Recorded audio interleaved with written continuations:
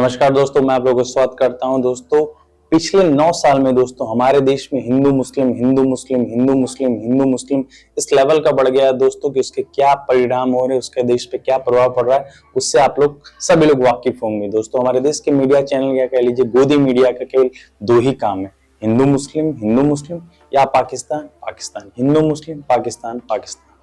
दोस्तों, इसी क्रम में एक और घटना घटी, एक और घटना नहीं दोस्तों, घटना तो 3 घटी है, लेकिन जो बीते दिन की घटना घटी उसके बारे में बताता हूँ और जो 2 और घटना उसके बारे में मैं बताता हूँ दोस्तों। तो दोस्तों, एक ट्रेन थी जो जयपुर से महाराष्ट्र चल के आ रही थी। उसमें एक रेलवे के जवान थे, आरपीएफ के जवान थे, चेतन सिंह। उन्होंने 4 हत्याएं की हैं दोस्तों, 4 हत्याएं की हैं दोस्तों। आप बात को मेरे नोट करिएगा, 4 हत्याएं की हैं जिसमें 3 मुस्लिम हैं और एक आरपीएफ के जवान उनके सीनियर हैं।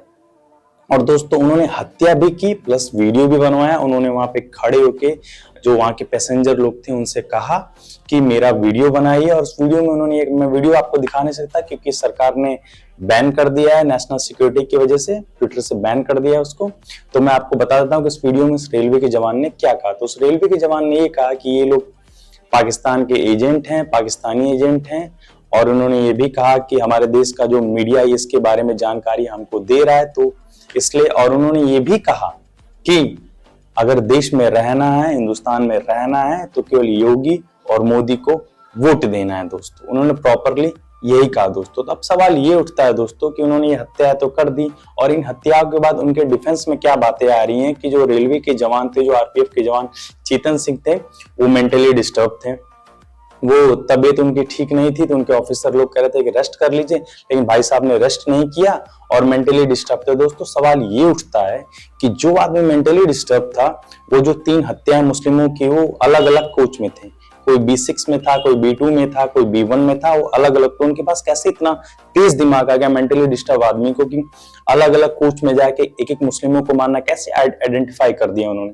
और दूसरी चीज ये था कि जब वो मेंटली डिस्टर्ब थे तो उनके अपर ऑर्डर के जो अपर अधिकारी लोग थे, उन्होंने कैसे ये परमिट कर दिया कि ड्यूटी करें, कैसे कर दिया। अब ये चीज तो सवाल के दायरे में उठती है ना, लेकिन हमारे देश का गोदी मीडिया इस चीज को नहीं दिखाएगा।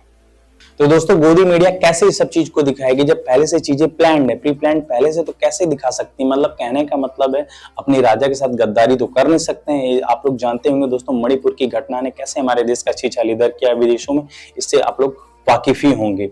और हमारे देश के प्रधानमंत्री जी ने मणिपुर की घटना पे कितना बोला ये भी आप लोग जानते होंगे। और मणिपुर की घटना में को भी हिंदू मुस्लिम करने की कोशिश की थी, वहां भी अब्दुल वाले केस को लाके हिंदू मुस्लिम करने की कोशिश की गई थी, लेकिन वहां ये लोग विफल हो गए। छत्तीसगढ़ राजस्थान की घटना को भी दिखा के लोग मणिपुर की घटना को डाउन करना चाहते थे, लोगों को मन को डाइवर्ट करना चाहते, लेकिन ये भी चीजें नहीं हो पाई। जनता का भ्रमित करना चाहते थे, वो भी नहीं हो पाया।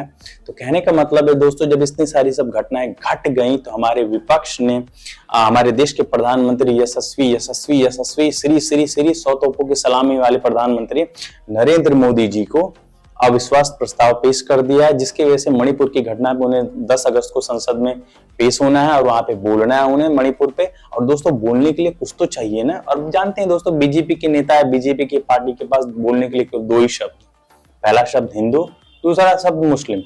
हिंदू मुस्लिम, उनके पास और कोई शब्द नहीं। तो अगर इस तरह की घटनाएं घट जाएंगी तभी हमारे देश के प्रधानमंत्री सीना चौड़ा करके बोलेंगे, बताइए देखिए हिंदू मुस्लिम घटनाएं घट रही, ये है फलाना है ढिमकाना है।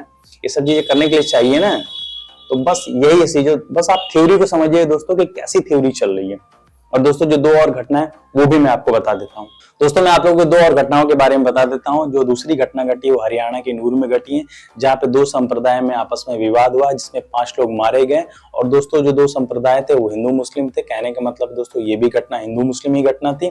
और दोस्तों, तीसरी जो घटना घटी है वो ये घटना है दोस्तों कि कांवड़ यात्रा लोग निकाल रहे थे, और कांवड़ यात्रा लोग जबरदस्ती मुस्लिम बस्ती से निकालना चाह रहे थे। दोस्तों, मेरे कहने का मतलब है दोस्तों कि अगर मेरी किसी चीज में आस्था है, मेरी किसी धर्म में आस्था है, तो मेरा धर्म ये मुझे नहीं सिखाता है कि मैं किसी को प्रताड़ित करके अपनी आस्था को पूरा करूं। दोस्तों, कहने का मतलब है दोस्तों, जितनी भी ये जो तीनों घटनाएं घटी हैं, इनका सार या इनका जो कोर है वो हिंदू मुस्लिम ही है। और दोस्तों, जो तीनों घटनाएं घटी हैं वो बीजेपी प्रदेश मतलब राज्य में ही घटी है। चाहे वो बात कर लीजिए यूपी की, वहां पे बीजेपी की सरकार है, फिर चाहे वो बात कर लीजिए हरियाणा, जहाँ पे कट्टर सरकार तो है लेकिन वो भी बीजेपी से टाई अप, वो भी बीजेपी की सरकार है। और चाहे फिर बात कर ले महाराष्ट्र की, वहां पे भी बीजेपी की सरकार है। तो आप लोग थ्योरी को समझिए, क्रोनोलॉजी को आप लोग समझिए कि इन लोगों का क्या मतलब है। बस केवल हिंदू मुस्लिम करना है दोस्तों। 2024 का चुनाव आ गया है, जनता के मन को डाइवर्ट करना है, जनता को भ्रमित करना है, एक धर्म को दूसरे धर्म से प्रति लड़ाना है, एक धर्म के लोगों को दूसरे धर्म के लोगों से लड़ाना है, मन में खाली आक्रोश पैदा करना है और अपनी वोटों की राजनीति करना है दोस्तों। बस अब आप लोग सोचने वाली बात है कि आप लोग सोचिए कि आप लोगों का क्या सोच है, क्योंकि चीजें सामने से यही दिखती हैं। तो दोस्तों अगर वीडियो आप लोगों को पसंद आए तो लाइक कर दीजिएगा और प्लीज इस वीडियो को जरूर शेयर करिएगा, चैनल को प्लीज सब्सक्राइब करिएगा। तब तक के लिए भाई टाटा, गुड बाय, जय हिंद।